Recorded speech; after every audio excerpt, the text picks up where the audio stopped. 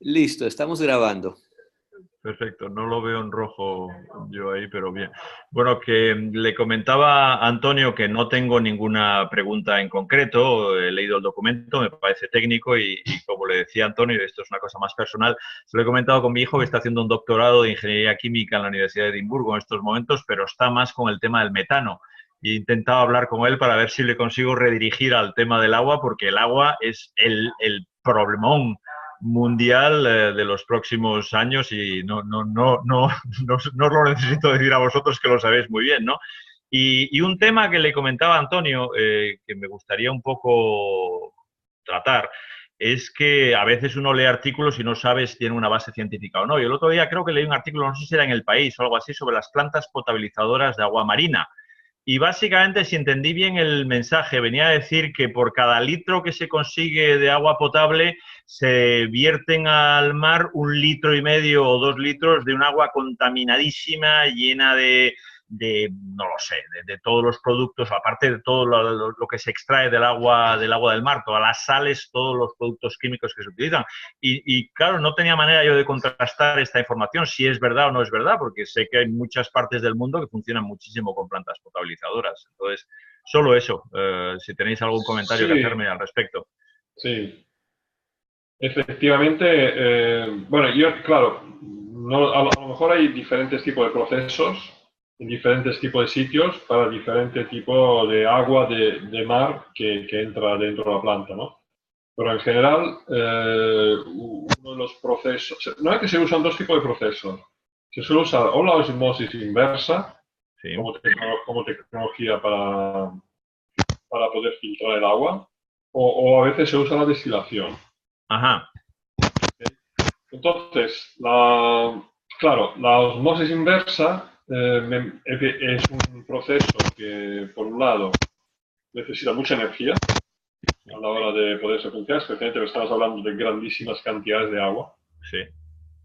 Y al mismo tiempo, efectivamente, o sea, el agua que pasa dentro de las membranas de osmosis, de alguna manera, no todo el agua pasa, Ajá. sino que un gran porcentaje de agua se queda como agua de desecho y lleno de especialmente sales o otras sustancias que puedan estar en el agua, porque la osmosis inversa realmente convierte el agua prácticamente en agua destilada casi. Y que puede haber metales pesados, por ejemplo, Sí, cadmio, plomo, sí, mercurio, claro. exactamente, sí, claro. Entonces, claro, se vierte al medio un agua mucho más salinizada y llena de cosas que el agua que ha entrado. Sí. Y Porque hay una contaminación mayor. la sencilla, o sea, la destilación, lo comprendo. La evaporación, sencillamente, es decir, yo pensaba en las salinas, ¿no? Las salinas precisamente es lo contrario, es decir, se evapora el agua para recuperar la sal. El Sí. vapor ese, ¿no habría manera de recuperarlo y directamente que se evapore? En principio es H2O puro, ¿no? Buena pregunta. Supongo que sí. Lo que pasa es que, claro, piensa cuánto es grande una salina. O sea, No, claro. una salina es muy grande y me imagino entonces habría que tener instalaciones realmente enormes, ¿no? Para poder aprovechar todo ese vapor. De Y captura, porque además... posiblemente este vapor solo se podría aprovechar bien en zonas donde hay ya de por sí altas temperaturas del día, Sí.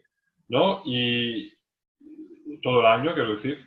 Sí. Y en nuestras latitudes, quizá en verano, podría ser a lo mejor viable este tipo de proceso, digamos, utilizando la energía solar directamente. Claro, directamente. Sí. No sé. Entonces, son procesos así que para producir mucha agua acaban siendo costosos. Sí, Un ¿no? poco, porque hay que tener infraestructura o placas solares o lo que sea, ¿no? Ajá. Pero bueno, aquí quizá la destilación, a lo mejor hay sistemas que no sean tan intensivos energéticamente, Sí. posiblemente, pero no los conozco. Yo los aparatos de destilación que he visto, la mayoría son muy pequeños y caseros incluso. Sí. No, pues gracias, Antonio. Lo miraré un poco más y se lo comentaré un poco más a mi hijo. Y la única sugerencia, quizá hablar un poquito más de potabilización de agua marina en Mm. en el capítulo, no sé si es relevante o no relevante, pero te lo digo porque yo sé que el problema del agua a nivel ecológico y a nivel mundial va a ser una de las grandes crisis que vamos a tener en el planeta y que la estamos teniendo ya en muchos sitios, ¿no? Y precisamente va a afectar más en las zonas de mayor sequía y de mayor insolación, ¿no? Entonces no lo sé, es un comentario que quería haceros. Por lo demás... Sí, no, me parece interesante lo que comentas. Sí, quizás se podría hacer la sugerencia de añadir algo más a esto. Sí. Por lo demás, sí, he estado en un par de ecoaldeas últimamente y he tenido el gran placer de utilizar las letrinas secas y todo eso. Y bueno, me sorprende que no huelen en absoluto. Me sorprendió mucho, vamos. Si están bien gestionadas, no tienen por qué. Sí, sí. Es una cuestión de gestión, básicamente. Sí. Estuve en una que incluso recogían separadamente, evidentemente, lo que es la orina y lo que es el residuo sólido, porque la orina me enteré de que es un grandísimo fertilizante y que por lo visto hay que diluirlo y todo eso. O sea, bueno, en fin. Pero nada, si no, por lo demás, pues me tengo que estudiar el documento mucho más a fondo y creo que me quedan unas horas para responder al examen, ¿no? Aunque no creo que sea el último que responda, ¿no? Sí, sí. Bueno, al principio hay flexibilidad, ¿no? En cuanto a aceptar, pero bueno, cuanto antes lo entreguéis, mejor para mí. Sí. Fernando, luego, quería sí, Giovanni. comentar, puse ahí en el chat un enlace a un curso que nosotros también damos, que este es gratuito, de hecho, Lo y veo, sí. se trata exclusivamente de localización del agua, el tratamiento de agua, usos de agua a nivel local. Es un curso que damos con UNITAR, que es un brazo de las Naciones Unidas.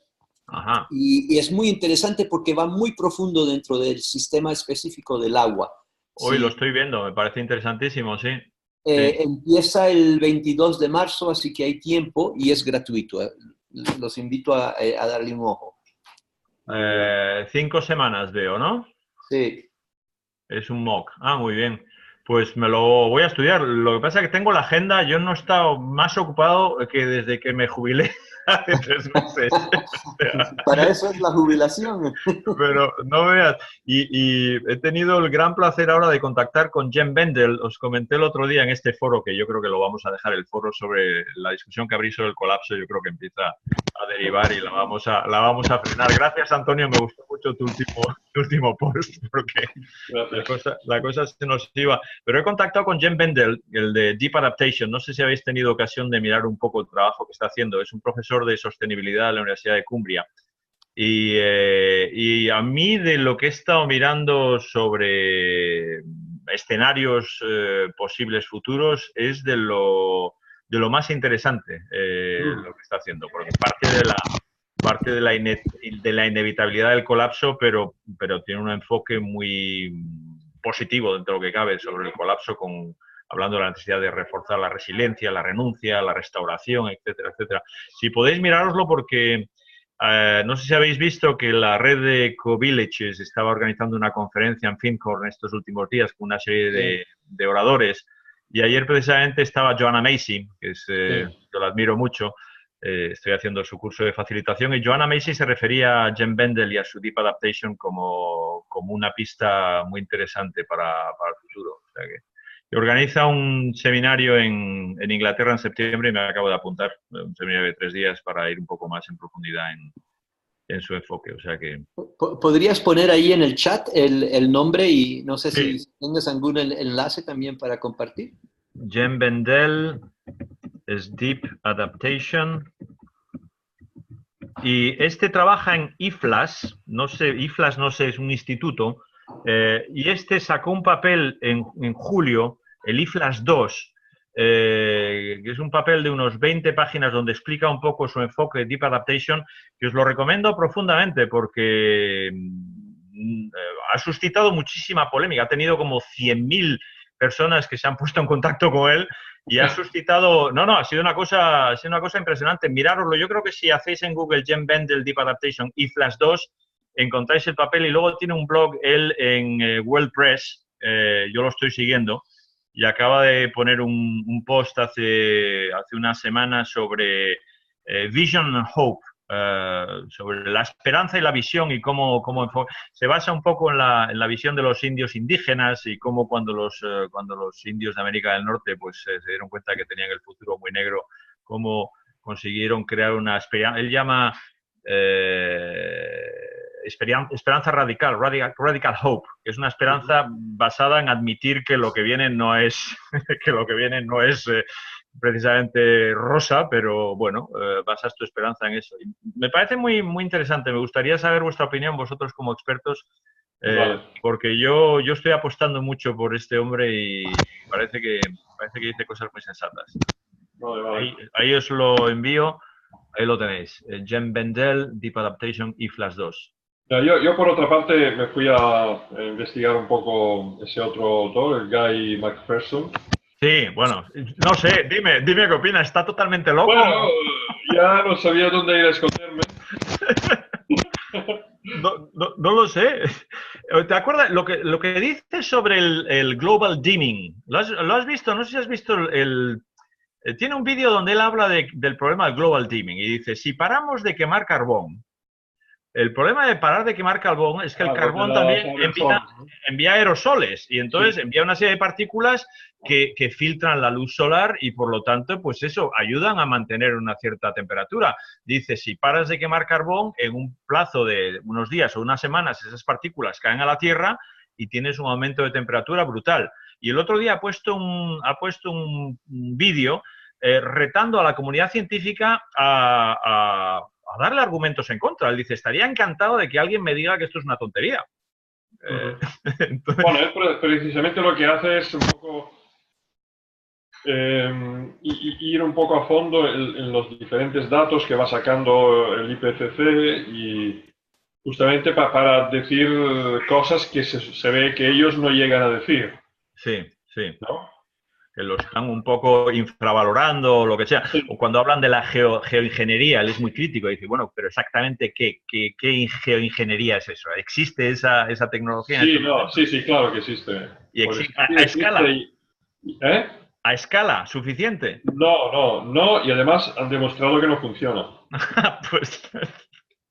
No, ya está demostrado que no funciona. Además, no solo no funciona para absorber todas las emisiones que debería absorber, o sea, no funciona en el sentido que podría teóricamente absorberla, pero luego no hay sistema seguro para retenerlas. Ah, ok. O sea, me hablas de la captura de carbón. Sí, captura de carbono. Y luego habla de la otra que es sembrar las nubes con una especie de... Pero que eso es una locura, es añadir al carburante de los aviones sulfatos o sulfitos. Sí, de plata, sí. De plata. Pero yo duro de plata. Pero parece una locura también eso, ¿no? Bueno, eso ya se ha hecho a pequeña escala y funciona para hacer llover. Especialmente se usa mucho para producir lluvia. Ah, ok. Porque lo que produce es como núcleos donde se puede adensar las gotas de lluvia. Okay. La humedad del aire se puede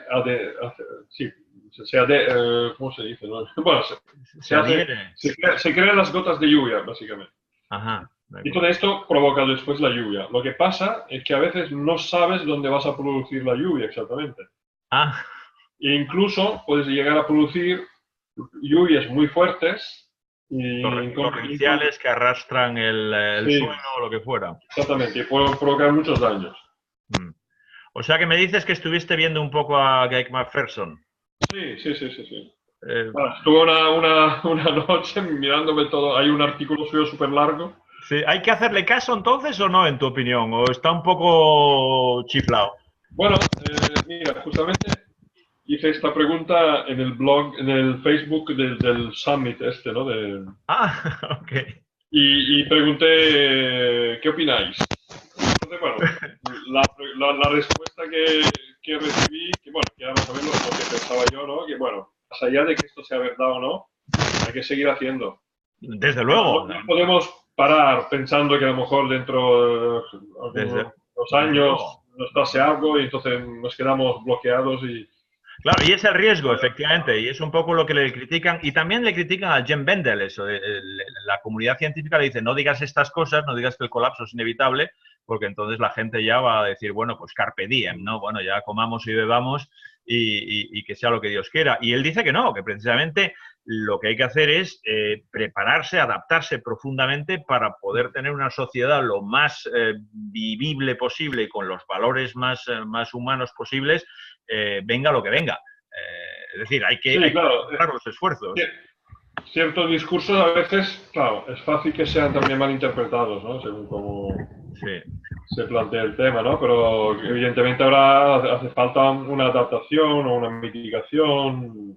Hay varias cosas que se tienen que hacer, ¿no? No hay una cosa sola por hacer. Hay una cosa, yo no sé si quieres, no sé cuánto tiempo quieres que veo que ha llegado Tania. Disculpa, veo que ha llegado Tania. Okay. Hola, Tania. ¿Qué tal? ¿Quieres comentar algo, Tania? Tiene el micrófono cerrado, Tania. Sí, tiene el micrófono cerrado. Bueno.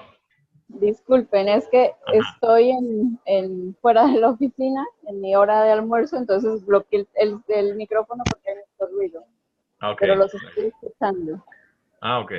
Bueno, entonces, Fernando estaba comentando algo, luego si quieres tú, Tania, si quieres añadir alguna cosa o preguntar cosas concretas, adelante. Fernando.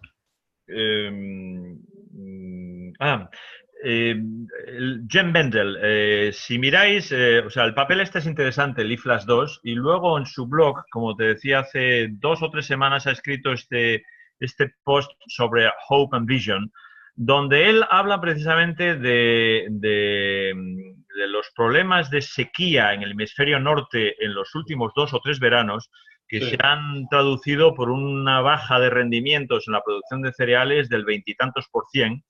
Y él dice que si seguimos teniendo veranos así, vamos a tener una crisis alimentaria en el hemisferio norte. Y ahí es donde está la polémica, que se lo comenté a un gran ecólogo belga, Gauthier Chapelle. No sé si lo conocerás, pero ha escrito varios libros precisamente sobre estos temas. Es un hombre muy interesante.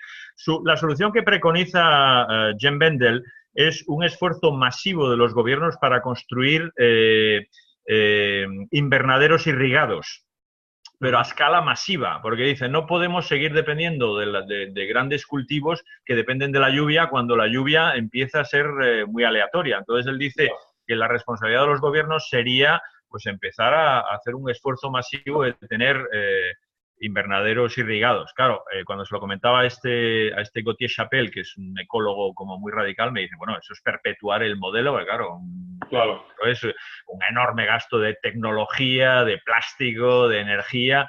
Pero claro, si la alternativa es la hambruna, entonces también, claro, yo como profano no sé, si hay un hombre que me dice que quizá dentro de 2 o 3 años tenemos hambruna en Europa, en el hemisferio norte, me preocupo.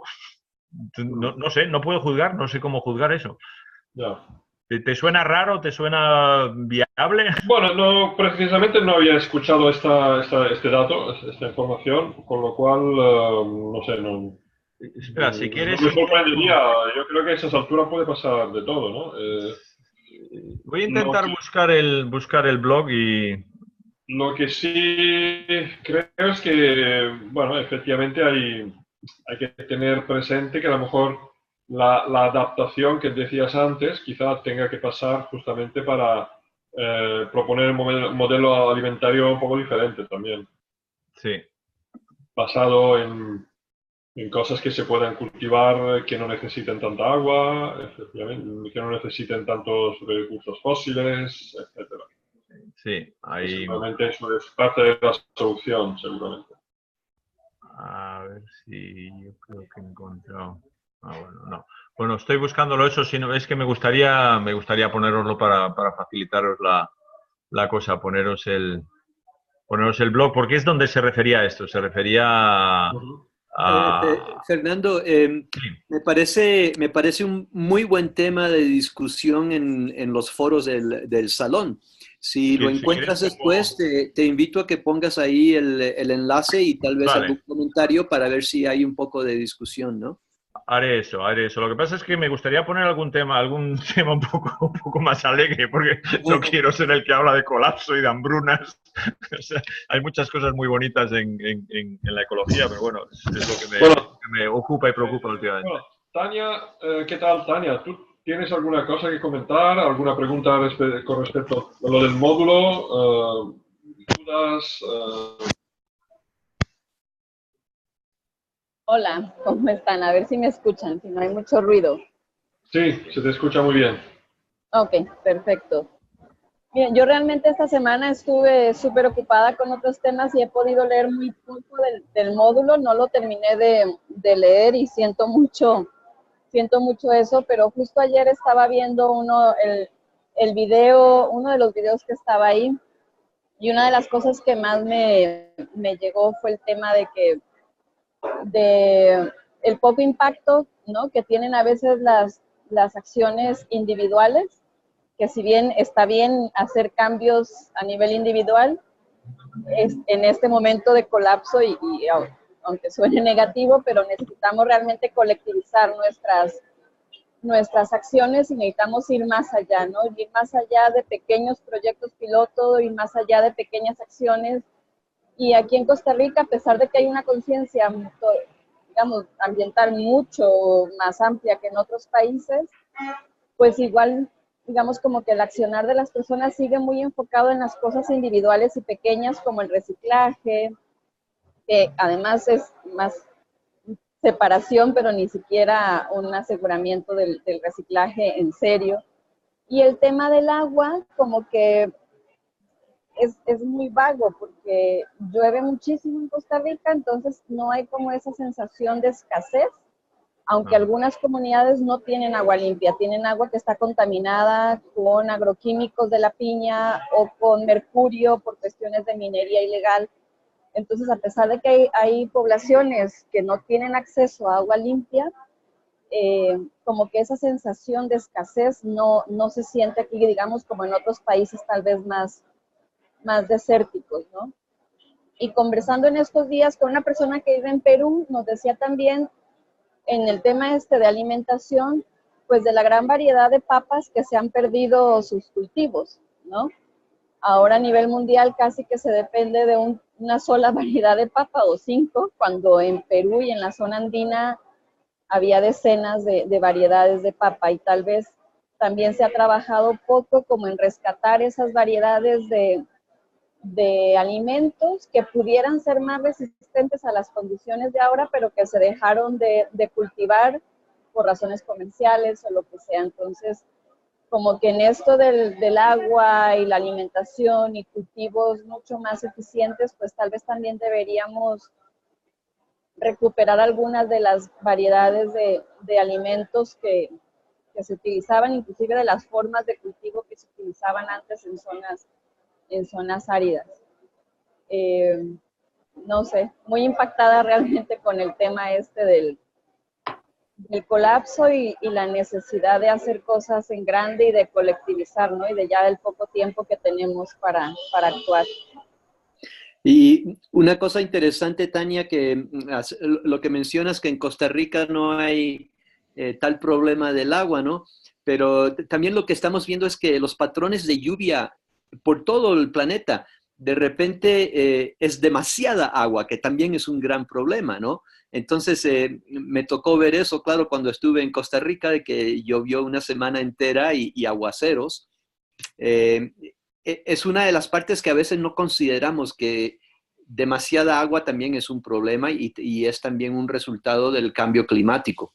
Claro, es más bien la percepción de la gente. O sea, yo creo que sí hay problemas de agua, inclusive Costa Rica depende del agua para la producción de energía, ¿no? El 80% de la energía eléctrica de Costa Rica es hidroeléctrica. Entonces también cuando hay exceso de lluvia desborda las presas, hay problemas, ¿no? Pero es como que la percepción es que no hay escasez, que no hay problemas de agua en Costa Rica. Sí. Bueno, no sé, yo quería comentar, sí, es interesante lo que comentabas, Tania, antes sobre el tema de las plantas, ¿no? Evidentemente hay un tema de biodiversidad, ¿no? Que realmente es muy importante. Ha habido mucha lo que se llama erosión genética sobre muchos tipos de plantas que ya por la tipología de planta o a lo mejor por el lugar de donde se hace, digamos, ya no son como comercializables. fácilmente, y con lo cual básicamente han salido casi totalmente del imaginario colectivo, ¿no? Ya se dejan de utilizar. Y muchas de ellas, como tú decías, efectivamente a lo mejor son plantas que ya están adaptadas a determinadas condiciones y que si las perdemos, a lo mejor ya no tenemos plantas para reponer, para poder seguir produciendo alimentos, ¿no? En condiciones más difíciles, ¿no? Con lo cual ese es un tema que creo que se hablará algo de esto en el módulo 3. Pero sí, es un tema bastante crítico relacionado, digamos, quizá lateralmente con el tema del agua, pero sí que es importante a nivel de resiliencia, ¿no?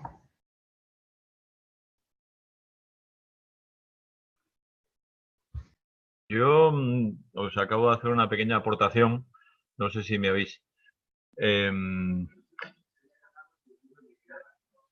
El otro día estuve mirando, ya sabéis que trabajé en la Comisión hasta hace poco, un informe que ha hecho la Comisión Europea sobre el impacto del cambio climático y las vulnerabilidades en los distintos países y con las proyecciones hacia el futuro. Y España se convierte en un desierto. No sé si conocéis este informe. Acabo de poner el enlace en el chat, pero es muy interesante analizarlo.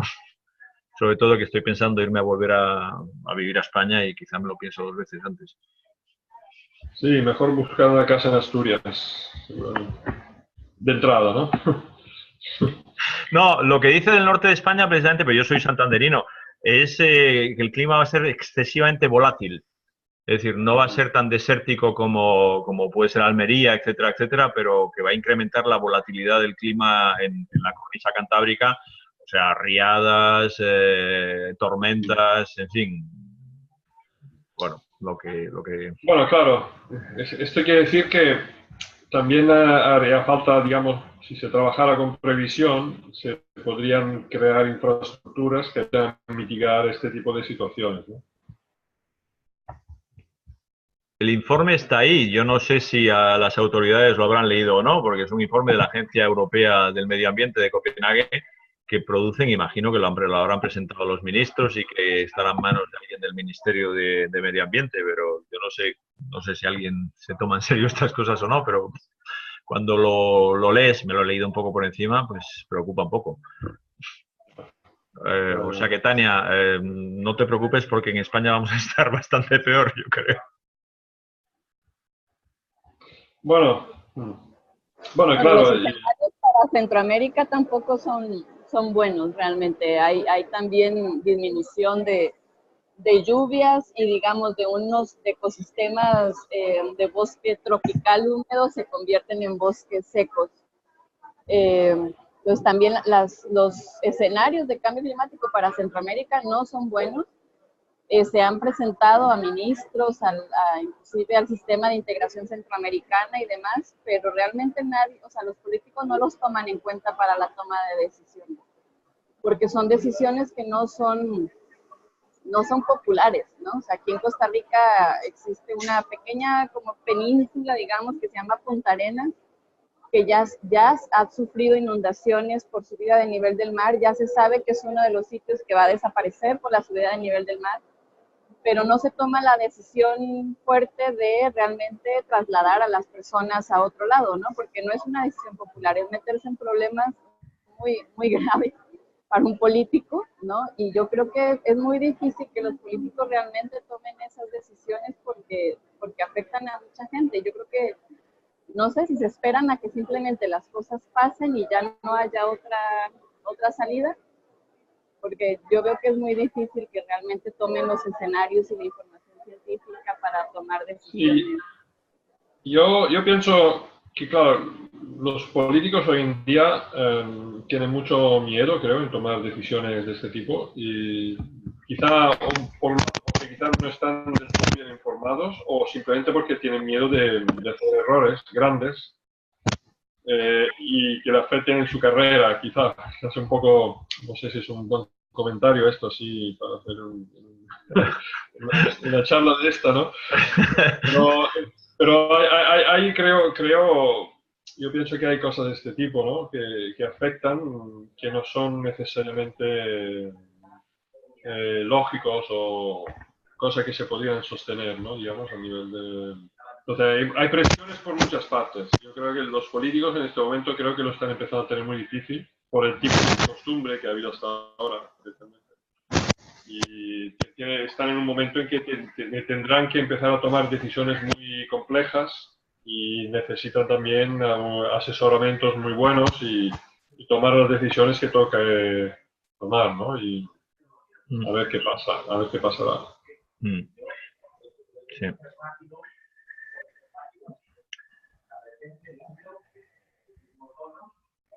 No sé si seguisteis en España o en Costa Rica, quizá todavía menos, la dimisión del ministro del Medio Ambiente francés, Nicolas Hulot. Sí, ministro de Macron. Y Nicolas Hulot era un personaje público en Francia muy conocido porque tenía un programa de documentales sobre la naturaleza maravilloso. O sea, era una persona muy popular en Francia y, bueno, tomó la decisión cuando llegó Macron de aceptar el cargo de ministro de Medio Ambiente y hace unos meses, 4 o 5 meses, dimitió públicamente en la radio y Macron, el presidente de la República, se enteró por la radio. O sea, fue realmente una dimisión muy mediática y la verdad la encontraréis, si os interesa, encontraréis esa entrevista en la radio en YouTube y pone un poco la carne de gallina, porque básicamente él dice que dimite por la impotencia, que dice que ve que Macron, que es un político muy hábil, está completamente desbordado con 1 millón de asuntos a corto plazo, como decía Tania, y con temas muy peliagudos y con mucha influencia de lobbies, y que cuando él decía, oye, que hay que hacer una especie él proponía una especie de plan Marshall para hacer frente a los problemas tan graves del clima y del medio ambiente que hay, y dice que bueno, tiró la toalla al final, tiró la toalla porque vio que no había manera de influir. Y ahora está preparando un poco una vuelta al activismo después de unos meses. Pero es una entrevista, os la recomiendo, Nicolas Hulot, H-U-L-O-T, Hulot, muy interesante como dimitió. Sí, yo lo estuve siguiendo. Bueno, estuve siguiendo directamente. Leí algunos artículos que se publicaron. Efectivamente me chocó bastante, pero al mismo tiempo me gustó que él pudiera dar ese paso. Sí. Creo que fue un paso muy bueno y bueno, espero que muchos otros den este paso, o a no ser que les dejen manos libres, ¿no? para hacer lo que tienen que hacer. Porque si no, no hay manera. No hay manera. Y la opinión pública no se va a sensibilizar, ¿no? Si a veces no ve acciones de este tipo, ¿no? Que tan contundentes. Fue muy mediático, efectivamente, lo que hizo. Vamos a ver qué pasa en las elecciones europeas ahora en mayo. Todo el mundo piensa que los partidos ecologistas van a subir mucho, pero veremos. Bueno, habrá una buena lucha, ¿no? Entre los partidos ecologistas y la derecha, ¿no? Sí, la derecha más eurófoba y más recalcitrante, sí. Los populismos ya sabemos que en periodos de crisis siempre suben. En fin, pero nos hemos desviado un poco del tema del agua. Sí, parece que hace falta estudiar un poco más, ¿no? Sí, yo creo que sí. Yo reconozco que me lo he leído con interés, pero tengo que volvérmelo a leer y estudiármelo antes de poder responder a las preguntas. Pero bueno, no tengo a ver, una cosa. Quizá Bélgica justamente es uno de los países donde también parece que el agua no falte, ¿no? Porque llueve mucho, o por lo menos solía llover mucho. Sigue lloviendo mucho. Es un país donde el sol tampoco no aparece mucho. No brilla por su ausencia. ¿No? Y entonces, no sé, ¿cómo es, por ejemplo, claro, ¿no? Uno de los temas que se habla del módulo justamente es el tema del ciclo del agua, ¿no? Sí. Es un poco por donde empieza todo, ahí está, digamos, esta gran maquinaria, entre comillas, de la naturaleza que de alguna manera hace evaporar el agua, luego la lleva hacia tierra firme y luego esta llueve con diferentes tipos de precipitación. Entonces luego de alguna manera vuelve a tierra, ¿no? Y bueno, se infiltra, se escurre, etcétera, hasta que vuelve otra vez al mar, ¿no? Que es un poco, básicamente la base, ¿no? Un poco quizás de la vida incluso, podríamos decir, ese ciclo del agua. sí. Y en Bélgica, ¿qué está pasando con el ciclo del agua en Bélgica? No sé si has podido hacer... vi que había uno de los ejercicios prácticos que era incluso con Google intentar ver un poco dónde estaba la depuradora y todo eso. No conseguí recabar la información. Tengo que investigarlo un poco más, la verdad. Nunca ha habido problema de agua en Bélgica y la calidad del agua es buena y el abastecimiento es bueno, pero imagino que está muy debido también al hecho de que llueve muchísimo y de que hay mucho canal y hay mucho... Por ejemplo, en la zona donde yo vivo de Bruselas, se llama Woluwe, son todo manantiales naturales, es decir, en los parques está todo, el agua brota. Es decir, debe ser que las capas freáticas, no lo sé, eso no entiendo mucho, pero vamos, que surgen. Es decir, no sé muy bien cómo lo gestionan, pero desde luego no hay falta de agua ni problemas de calidad de agua en Bélgica. Pero... ¿Y a nivel de depuración de las aguas, tienes constancia de que se esté usando cada vez más sistema de depuración con plantas? No lo sé, pero me extrañaría. Me imagino que es una depuración, pues no lo sé, por filtración y por química más que por plantas.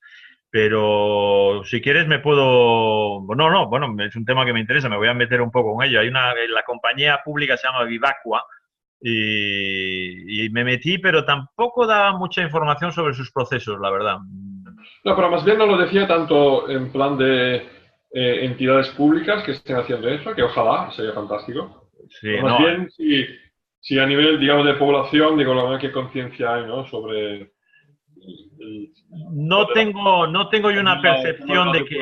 ecológica de las aguas.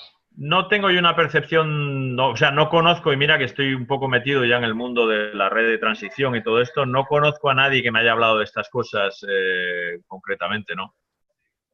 Conozco a algunos que tienen proyectos de permacultura y sí, pues tienen sus pequeños estanques pero no, reconozco, no tengo nada interesante que aportar al respecto, pero voy a indagar. Y otra pregunta. El otro día estaba escuchando en el Summit la entrevista con Rob Hopkins. Sí, la vi yo también, sí. Y entonces en un momento dado estuvo hablando de la ciudad de Lieja. Sí, de la alimentaria. No sé si tú has estado por ahí y estás al tanto de un poco de todo lo que se ha estado haciendo y que está explicando Rob. Sí que estoy al tanto. Estuve allí hace un año, la cosa ha evolucionado todavía más. Desde luego ha sido un proyecto muy movilizador que ha implicado a gran parte de la población, que ha creado muchísimos empleos, que ha creado muchísima riqueza. Y yo no sé en qué porcentaje de abastecimiento están ahora, pero deben de estar ya por el 35-40% de abastecimiento y tienen el objetivo de llegar a autoabastecerse con este cinturón alimentario. Y la verdad que yo estuve en un congreso de ecología, pero no visité los huertos, pero han creado muchísimo el pequeño comercio, la distribución local, el transporte. La verdad que es muy impresionante lo que han hecho. Y que yo sepa, en Europa no hay nadie más que haya hecho una cosa parecida, ¿no? No, posiblemente alguna ciudad alemana haya hecho algo en algún momento. A lo mejor, pero no a esta escala. Sí. No a esta escala. Sí. Sí. Tengo que volver, yo creo que es que viene ahora Rob Hopkins, viene el 23 de marzo, pero a mí me pilla fuera de Bruselas, pero va a haber un congreso de ecopsicología, que es un tema que me interesa mucho y con esa ocasión voy a ver si me meto un poco más en este tema de los huertos, porque me interesa aprender un poco. Yo soy demasiado urbano y me interesa empezar a aprender, y de hecho me he apuntado a un curso de permacultura con Agrumus, no sé si les conocéis, son unos asturianos. Solo de nombre, no, nunca personalmente no.